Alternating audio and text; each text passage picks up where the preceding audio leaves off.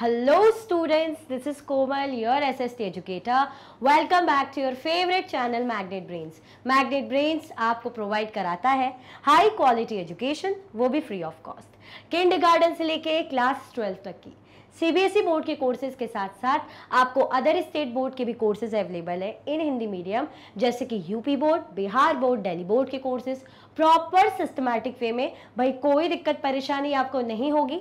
Daily practice sets के questions भी मिलेंगे, प्रैक्टिस भी करते जाइएगा। ई बुक्स और ई नोट्स के लिंक आपको डिस्क्रिप्शन बॉक्स में अवेलेबल है, तो भटकने की बात नहीं बनती है। हम क्या कर रहे थे भाई, हम चैप्टर पढ़ रहे थे 4 जुडिशरी। बड़ा ही अच्छा और इम्पॉर्टेंट चैप्टर, क्योंकि हमें पता होना चाहिए, जो हम बार बार बोलते हैं ना, मूवीज में भी देखते हैं, सीरियल्स में भी देखते हैं, जज, court, court room, high court, supreme court, lower court, ये सब हम सुनते रहते हैं। क्या है, कितने लेवल होते हैं, थोड़ा बहुत तो हमने जान लिया है। आज हमारा टॉपिक क्या रहने वाला है भाई? हमारा टॉपिक रहेगा what are the different branches of the legal system. Legal system की डिफरेंट ब्रांचेस कौन सी है, ये सब हम देखने वाले हैं। देखो, पता तो होना चाहिए।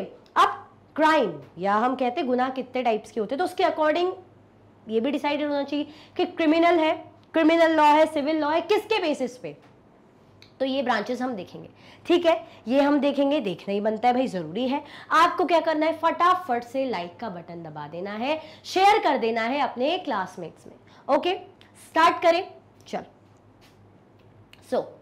इससे पहले हमने क्या पढ़ा था, याद है? हम क्या देख रहे थे कि जो तीनों कोर्ट है, जो लेवल से कोर्ट के, चाहे वो लोअर लेवल के कोर्ट हो, चाहे वो हाई कोर्ट हो, सुप्रीम कोर्ट हो, कैसे है? अटैच कह सकते, इंटीग्रेटेड है। इंटीग्रेटेड। अच्छा, आप मुझे यस और नो में आंसर करो कि अगर सुप्रीम कोर्ट ने कोई फैसला, मतलब मान लिया है, जो भी फैसला लिया किसी भी कोई भी मतलब इशू के रिगार्डिंग, अगर सुप्रीम कोर्ट ने कोई भी डिसीजन लिया है, तो क्या जो लोअर कोर्ट्स है वो मानेंगे या नहीं मानेंगे? मतलब उन्हें मानना पड़ेगा या नहीं मानेंगे? यस और नो आंसर में, यस रहेगा या नो रहेगा। मतलब जो भी डिसीजन सुप्रीम कोर्ट का रहेगा, तो जो बाद के कोर्ट्स हैं, क्या वो मानेंगे? हाई कोर्ट और लोअर कोर्ट मानेंगे, बिल्कुल मानेंगे। हमने ये देखा था कि जो भी डिसीजन हायर कोर्ट्स लेंगे, उनके डिसीजन नीचे के जो लेवल के कोर्ट है उनको मानना पड़ेगा, वो बाध्य है। इसीलिए हमने इंटीग्रेटेड सिस्टम ये देखा था कि एक दूसरे से जुड़े हुए हैं। हमने केस देखा था सुधा वाला, है ना, जिसमें उसके हस्बैंड और जो मदर इन लॉ ने क्या करा था, उसको जला दिया था, समथिंग कुछ हुआ था। हमने देखा था कि केस क्या था, डॉरी का ही केस था भाई, दहेज वगैरह के लिए, पैसों का लालच, ठीक है, ये हमने देखा था। पहले केस गया था लोअर कोर्ट पे, लोअर कोर्ट में सुधा केस जीत गई थी, मतलब उसकी तो डेथ हो गई थी, बट वो लोग केस जीत गए थे, मतलब जो उसका हस्बैंड है और सासू माँ, वो लोग केस हार गए थे। बट उसके हस्बैंड और सासू माँ को लगा कि हमें एक और बार ट्राई करना चाहिए, तो हाई कोर्ट में गए।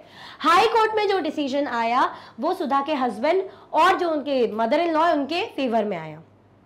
फिर भी भाई बहुत ज्यादा बात बढ़ी, सेटिस्फेक्शन नहीं मिला कि नहीं, ये रिजल्ट लग नहीं रहा है कि ऐसा हुआ होगा, सुधा के साथ जरूर कुछ ना कुछ गलत हुआ है, उस पर अत्याचार हुआ है, उसको मारा गया है दहेज के लिए। तो भाई फिर से कहाँ गए, सुप्रीम कोर्ट पहुंचे, और सुप्रीम कोर्ट में जब फिर से दलीलें पेश की गई, डिस्कशन हुए, है ना, बातें हुई, उसके बाद क्या हुआ, पता चला कि गुनहगार कौन है, सुधा के हस्बैंड और उसकी मदर इन लॉ। तो फाइनली इनको सजा मिली। अब जो भी डिसीजन सुप्रीम कोर्ट में हुआ है, वो जो हायर कोर्ट है और लोअर कोर्ट को भी मानना पड़ेगा, ठीक है। तो क्या कर सकते हैं, इससे हमने देखा था अपील सिस्टम के थ्रू, हमने देखा था कि एक कोर्ट से लेके ऊपर के लेवल के कोर्ट तक भी जनता जा सकती है। अगर उन्हें लगता है कि जो डिसीजन हुआ है वो सही नहीं है, उनके साथ जस्टिस नहीं हुआ है, तो वो क्या कर सकती है, बेशक लोअर लेवल के कोर्ट से लेके अपर लेवल के कोर्ट में जाके अप्रोच कर सकती है। आया समझ में? कोई कंफ्यूजन, दिक्कत तो नहीं? ये हमने देख लिया, रिविजन बहुत ज्यादा मस्त था। ओके, नाउ अब जो आज का टॉपिक है वो हमें देखना है कि भाई जो अलग अलग ब्रांचेस लीगल सिस्टम की, जरा उसके बारे में भी जाने। वो तो हम देखेंगे। क्या आपने अभी तक लाइक किया? क्या आपने ये वाला बटन दबा दिया है अभी तक? क्या आपने ये वाला बटन दबा दिया है? देखो, लाइक के बदले क्या हो रहा है? ओके, दबा दिया, शेयर कर दिया अपने क्लासमेट्स में। ओके, जब कर दिया है तो भाई फिर बात ही नहीं बनती। पढ़ते हैं। The above case of the Dowry death falls within what is considered a crime against society and is a violation of a criminal law. ये जो केस हमने देखा था, कौन सा वाला केस देखा था? दहेज वाला, कि किस तरीके से भाई वो दहेज उससे डिमांड कर रहे थे कि आप कैश दो, आप स्कूटर दो, आप जो है ज्वेलरी दो, जो भी दो, दहेज दो बेसिकली। तो उसके बेसिस पे क्या हुआ था, उसके कारण इसको एक तरीके से इसके कारण मृत्यु हो गई थी भाई, उसको मार दिया गया। और क्या कहा गया एक्सीडेंटल तौर पे कि भाई कैरोसिन उसकी साड़ी पे वो पका रही थी, इसके कारण गलती से उसकी साड़ी जल गई होगी और वो बेचारी मर गई, जल गई, जबकि ऐसा नहीं था, ऐसा नहीं था, मामला कुछ और था, ये हमने देखा, ठीक है, ये तो हमने देखा। तो ये बोल रहे हैं द अबव केस, वही वाला केस सुधा वाला जो हम कह रहे हैं, the above case of the dowry death falls within what is considered a crime against society. भाई ये समाज के अगेंस्ट जो गुनाह है, क्राइम है, उसके अगेंस्ट है। And is a violation of a criminal law, criminal जो एक लॉ है उसका खनन किया गया है, उसको तोड़ा गया है, ठीक है। In addition to the criminal law, the legal system also deals with civil law cases. दो टाइप के केसेस होते हैं, क्रिमिनल लॉ केस और एक सिविल लॉ केस होता है। ये वाला जो हमने सुधा वाला केस देखा, ये क्रिमिनल लॉ है। दूसरा कौन सा, इसके अलावा क्या बोल रहे हैं, इसके अलावा क्या बोल रहे हैं? In addition to criminal law, the legal system also deals with civil law. जो legal system है सिविल लॉ के साथ भी डील करता है। एक क्रिमिनल लॉ है, ठीक है, दूसरा सिविल लॉ है। सीधी बात, साफ बात, 1 2 इस तरीके से। जो भाई जुडिशरी सिस्टम कह रहे हैं किसके तरीके का है, ये बोल रहे हैं ना, इसमें क्या लीगल सिस्टम में क्या है, लीगल सिस्टम दो टाइप के हैं, एक क्रिमिनल लॉ है, दूसरा सिविल लॉ है। चलो ये तो हमने देख लिया, इंपॉर्टेंट है, इसको ध्यान से देख लो, सिविल लॉ और दूसरा criminal law. Look at the following table to understand some of the significant differences between criminal and civil law. अब हम एक टेबुलर फॉर्म में प्रेजेंटेशन है, उनके बीच का डिफरेंस देखेंगे। किसके बीच का डिफरेंस देखेंगे? हम देखेंगे भैया ये क्रिमिनल और सिविल लॉ के बीच में डिफरेंस क्या होता है, ठीक है, लॉ है but there must be some difference, difference तो होगा ही, क्या डिफरेंस है वो हम देखेंगे यहाँ पे। ओके, रेडी है? चलो, क्रिमिनल लॉ, ये पूरा टेबुलर फॉर्म में है, आपकी बुक में दिया हुआ है, ठीक है। Deals with conduct or acts that the law defines as offenses. For example, theft, harassing a woman to bring more dowry or murder. अब ये किस तरीके से, ये किससे डील करता है, ये किससे डील करेगा? चलो रेड से ही करते हैं। Deals with conduct or act that law defines as offenses, मतलब जो भाई कानून ने जो डिसाइडेड, जो उनके रूल्स हैं, लॉज हैं, ठीक है, उनको तोड़ना, उनको लगना कि भाई ये तो ऑफेंस कर रहे हैं, इस तरीके से। जैसे चोरी करना, औरतों को अगर कोई घर में लेडीज है, मतलब जो वाइफ है, उनको दहेज के लिए कहना, बहू है उसको दहेज के लिए कहना, है ना। हैरेस करना, परेशान करना, सिर्फ कहना ही नहीं, ह्यूमिलिएट करना, मार पिटाई करना, ठीक है, साथ में मर्डर करना। तो ये सारा किसके अंदर आता है? ये क्रिमिनल लॉ के अंदर आता है। मतलब बड़ी बड़ी चीजें, मारना, चोरी करना, है ना, अत्याचार करना, मर्डर कर देना, ये किसके अंदर आएगा भाई? ये क्राइम है, ठीक है। तो किस गुनाह है, ये किसके अंदर आएगा? ये आएगा भाई हमारा क्रिमिनल लॉ के अंदर। Now civil law deals with any harm or injury to rights of individual, मतलब अगर किसी के जो बेसिक राइट है, अगर उनका कुछ मौलिक अधिकार है, कुछ भी राइट है, अधिकार है, उसको कोई तोड़ रहा है या उसका कोई खनन कर रहा है, ठीक है। डील्स विद एनी हार्म और injury to right of individual, मतलब किसी का कोई अधिकार छीना जा रहा है, वो अधिकार उसको नहीं मिल रहा है, तो ये इसके लिए है। For example, dispute relating to sale of land, जैसे अगर कोई जमीन बेचनी, उससे रिलेटेड भाई dispute. Purchase of goods, goods का purchase. Rent matters, divorce cases, ठीक है। तो ये किसके अंदर आ जाते हैं? ये हमारे सिविल लॉ के अंदर आ जाते हैं। मतलब इसको देख के आपको समझ में आएगा कि इसमें मर्डर, चोरी वगैरह नहीं है। दूसरे केसेस जैसे डिस्प्यूट, लड़ाई झगड़ा, कॉन्फ्लिक्ट्स वगैरह, रेंट से रिलेटेड, गुड्स परचेज से रिलेटेड, डाइवोर्स के मैटर, ये सारा सिविल लॉ में आ जाएगा। क्रिमिनल लॉ में क्या आएगा भाई? गुनाह, क्राइम, इसके अंदर चोरी, है ना, औरतों को दहेज के लिए भाई मार पिटाई करना उनके साथ, या खून कर देना, मर्डर कर देना। Now second point, it usually begins with the lodging of an FIR. First first information report, very important. FIR आपने सुना होगा, एफआईआर टर्म आप बार बार सुनते होंगे। एफआईआर का फुल फॉर्म क्या होता है? First information report. क्या होता है एफआईआर का फुल फॉर्म? मेरे साथ अभी आप कमेंट में लिखो, फर्स्ट इंफॉर्मेशन रिपोर्ट। इंपॉर्टेंट है, ये पता होना चाहिए। अभी क्या कह रहे हैं, ये शुरुआत कैसे होती है? जैसे फॉर एग्जांपल चोरी हो गई, मर्डर हो गया, कुछ भी, तो अब ये भाई पुलिस स्टेशन जाएंगे तो इसको कैसे दर्ज कराएंगे, एफआईआर को कैसे लिखवाएंगे? तो शुरुआत कैसे होती है? It usually begins with the lodging of an FIR. सबसे पहले एफआईआर दर्ज की जाएगी with the police who investigate the crime, जो इन्वेस्टिगेट करेगा फिर क्राइम को, after which a case is filed in the court। क्या होगा? पहले वो इन्वेस्टिगेट करेगा with the police who investigate the crime, after which a case is filed in the court. फिर क्या होगा? कोर्ट में भाई केस फाइल हो जाएगा। सबसे पहले शुरुआत होगी एफआईआर से, फर्स्ट इंफॉर्मेशन रिपोर्ट से। ऑब्वियसली अगर किसी का मर्डर होगा तो आप एकदम से तो वही कोर्ट नहीं चले जाओगे, अब मामला तो कोर्ट में जाना ही है। शुरुआत आप एकदम से पुलिस स्टेशन पे ही तो अप्रोच करोगे, वहीं जाओगे और एफआईआर दर्ज कराओगे। भाई चोरी हो गई है ना, मर्डर हो गया है या मार पिटाई हो गई, इस तरीके से। इसमें क्या होता है? A petition has to be filed before the relevant court by the affected party only। अब इसमें क्या होगा? कोर्ट में पिटिशन फाइल होगा, मतलब फाइल होगा, सॉरी, किसके द्वारा? जो भाई पार्टी जिसको अफेक्ट पड़ा है, जिसको मतलब जिसने सहा है, जिसके साथ अत्याचार हुआ है basically. In a rent matter, अगर रेंट के मैटर की बात की जाए तो ईदर द लैंडलॉर्ड और tenant can file a case. अगर भाई किराए का मामला है तो जो मकान मालिक है या किराएदार है, वो दोनों में से कोई भी केस को फाइल कर सकता है। तो ये कहां करेंगे भाई? ये कोर्ट में। ये कहां पे गए? ये पुलिस स्टेशन नहीं गए, कोर्ट में गए हैं। If found guilty the accused can be sent to jail and also fine.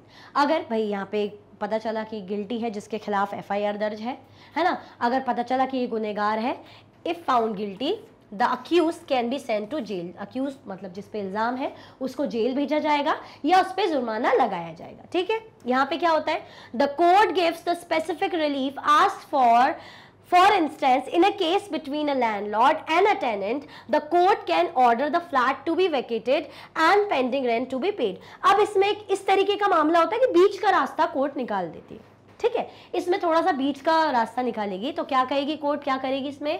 Court gives the specific relief ask for, जैसे इन अ केस बिटवीन, जैसे लैंडलॉर्ड मतलब मकान के मालिक और किराएदार के बीच में कुछ बहस हुई, बहसबाजी हुई, कुछ भी बात बढ़ गई, तो कोर्ट क्या करेगी? ऑर्डर देगी, order the flat to be vacated. भाई वो कहेगी कि भाई जो मकान है उसको खाली करें, जो फ्लैट है उसको खाली करे, और जो पेंडिंग रेंट है ना वो चुपचाप से आप पे कर दो। मकान मतलब जो फ्लैट है जिस पर आप किराए से रह रहे हो उसको खाली कर दो। मतलब बीच का एक मतलब सॉल्यूशन देना। यहाँ पे क्या है? सीधे सीधे भाई यहाँ पे सॉल्यूशन की बात ही नहीं बनती, बड़ा मैटर है। ठीक है, बहुत बड़ा मैटर है, मर्डर करके आए, तो अब यहाँ पे तो बैठ के सॉल्यूशन नहीं देगी ना कि एक काम करो, अब आप पश्चाताप करो, आप मेडिटेशन करो, ऐसा तो कुछ भी नहीं बोलेगी। सीधे या तो जेल हो जाएगी, या तो भाई अगर मतलब गिल्टी साबित हुआ, पता चला कि भाई इसने गुनाह किया है, तो कोई बीच का रास्ता नहीं होगा कि अरे आप सुधरिए, आपको हम 1 साल का वक्त देते हैं, पश्चाताप करिए, है ना, रियलाइज करिए। तो ये नहीं भैया, उसने बहुत बड़ा गुनाह किया है, तो सीधे सीधे या तो जेल या तो उसको जुर्माना लग जाएगा। यहाँ पे एक बीच का रास्ता थोड़ा सा मतलब समझाया जाता है कि या तो आप एक काम करो, जैसे हमने रेंट का केस लिया है ना, रेंट के केस में क्या कहा भाई? कोर्ट ने कहा कि आप एक काम करो, ये फ्लैट को इनका खाली करो और जो बकाया रेंट है दे दो और खत्म करो मामला। ऐसा आया समझ में? तो आप ये समझ रहे, थोड़ा सा ये एक ठीक ठाक कि इसमें बहुत बड़ा मैटर नहीं आ रहा। मैटर बड़े, ऑब्वियसली प्रॉब्लम है इन लोगों को भी, बट यहाँ की बात और हो जाती है। यहाँ पे सीधे जेल या जुर्माना, क्यों? क्योंकि बड़े बड़े केसेस है ना, क्राइम। यहाँ पे सिविल मतलब जो छोटी मोटी बहस हो जाती है, घरों में आपस में प्रॉपर्टी के झगड़े या रेंट मकान मालिक के झगड़े या कोई गुड्स से परचेज से रिलेटेड झगड़े, तो ये सारी चीजें किसके अंदर? सिविल लॉ के अंदर आती है। एक बार और क्या करते हैं, इंपॉर्टेंट है, एक बार और रीड करते हैं, बहुत इंपॉर्टेंट है, क्योंकि इस बार ध्यान से सुनना। अभी तो जस्ट समझाया है, अब रीड करेंगे, ध्यान से सुनना। पहला पॉइंट क्या बोला है? क्रिमिनल लॉ किससे डील करता है? डील्स विद कंडक्ट और act that law defines as offences. ऐसे कंडक्ट और चीजों से डील करता है जब लगता है कानून को इसने कानून तोड़ा है, कानून को तोड़ा गया है। ठीक है, जैसे चोरी करना मना है, किसी औरत पे अत्याचार करना मना है, मर्डर करना मना है, बट तोड़ा है, कानून तोड़ा है। आपने तो मर्डर कर दिया, आपने चोरी कर दी, वो किसी औरत पे अत्याचार कर दिया। ठीक है, इससे डील करता है। यहां क्या होता है? यहां अगर इंडिविजुअल के अधिकार को, जैसे मेरे अधिकार को कुछ भी हार्म पहुंचता है, इसमें ये होता है, ठीक है। मतलब मैं कोई गुनाह, मतलब ये नहीं कर रही कि मैंने कुछ रूल तोड़ा है, लेकिन मेरे जो अधिकार है उसको तोड़ा गया है, मतलब उसको हार्म पहुंचा है, तो सिविल लॉ में आता है। जैसे सेल ऑफ लैंड है ना, कोई भी अगर प्रॉपर्टी बेची उससे रिलेटेड कोई दिक्कत आ गई, गुड्स परचेज करने में कोई दिक्कत आ गई, रेंट का मैटर हो गया, डाइवोर्स केसेस, ठीक। इसकी शुरुआत कैसे होती है? क्रिमिनल है तो नाम से ही समझ जाओ, सबसे पहले आपके माइंड में आ जाएगा भाई मर्डर, चोरी वगैरह है तो पुलिस स्टेशन। आप कोर्ट तो जाओगे नहीं, पुलिस स्टेशन जाओगे और क्या दर्ज कराओगे? सबसे पहले एफआईआर को लॉन्च कराना रहता है। What do you mean by the term FIR? It means first information report. क्या होती है? First information report इसे कहते हैं, ओके, with the police। उसके बाद पुलिस क्या करेगी? इन्वेस्टिगेट करेगी और केस कोर्ट में जाएगा।